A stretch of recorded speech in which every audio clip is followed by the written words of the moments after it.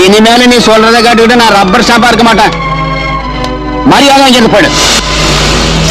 நீ கவர்மெண்ட் பங்களாக்குள்ள இருக்க திமிர்ல என்னையே மிரட்டி பாக்குறியா? என்ன வெளியே போன்னு சொல்ற அளவுக்கு நீ வளர்ந்துட்ட. ஆமா, ஒன்னதான். நீ ஏன் மரியாதை இங்கிருந்து வெளியே போறியா? செக்யூரிட்டியை கூப்பிட்டு கழுத்தை பிடிச்சி வெளியே சொல்லிட்டுமா. ராமகிருஷ்ணா, ரவிசங்கர், முதல்ல இருந்தாலும் வெளியே அனுப்புங்க. உங்ககிட்ட தான் சொல்லிட்டு இருக்கேன், வெளியே அனுப்புங்க. மழையா, அவங்க கவர்மெண்ட்ல வாங்குற சம்பளத்தை விட நான் கொடுக்கறதாண்டா ஜாஸ்தி. போலீஸ கூப்பிடாம பாரு.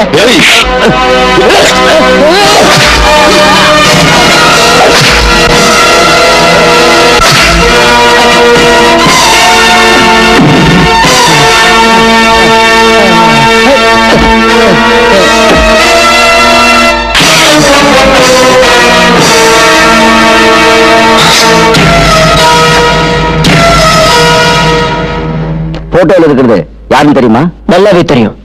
இந்த காளிதாசுங்கிறவன் சிட்டியில் அராஜகம் பண்ணிக்கிட்டு இருக்க ரவுடிங்களுக்கு தலைவன். Correct mister Vijay. இங்க நடக்கிற எல்லா அராஜகத்துக்கும் காளிதாஸ் தான் காரணம் இந்த ஊருக்கே தெரியும். அரசாங்கமே இவங்களுக்கு பயந்துகிட்டு எந்த நடவடிக்கையும் எடுக்கல. அப்பேற்பட்டவனுடைய போட்டோ நம்ம பேப்பர்ல வந்ததுன்னா அவன் என்னோட பிரச்சனை அழிச்சிடுவான். நீங்க எதுக்கு பயப்படுறீங்கன்னு எனக்கு புரியவே இல்லை. கண்ணால பார்த்த நிஜங்களை பேனாவால எழுதி பேப்பர்ல போடுற விஷயம் தான் சார் ஜெர்னலிசம்.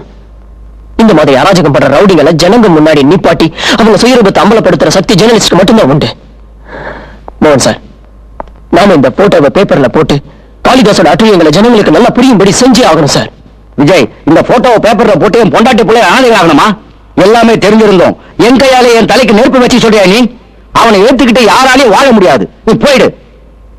இன்னையிலிருந்து உனக்கு எனக்கு எந்த சம்பந்தம் இல்லை. Now you are dismissed and get out. போயிடுறேன் சார். கண்டிப்பா இங்க இருக்க மாட்டேன் சார். உங்க பத்திரிகையில இதை போனாலும் பரவாயில்ல. எனக்கு வேற பத்திரிகையில போட்டுக்க தெரியும். ஆனா நான் சொல்றதை நல்லா கேட்டுக்குங்க. இந்த நாட்டை ஆள்ற மந்திரிய ஒரு ரவுடி கொலை பண்ணத கண்ணால பார்த்து அத போட்டோ எடுத்து பத்திரிகையில போட சொன்னா போடுறதுக்கு தைரியம் இல்லாத நீங்க எல்லாம் மஞ்சள் பத்திரிகை நடத்தலாம் சார். ஜேர்னலிஸ்ட் சாகலாம்,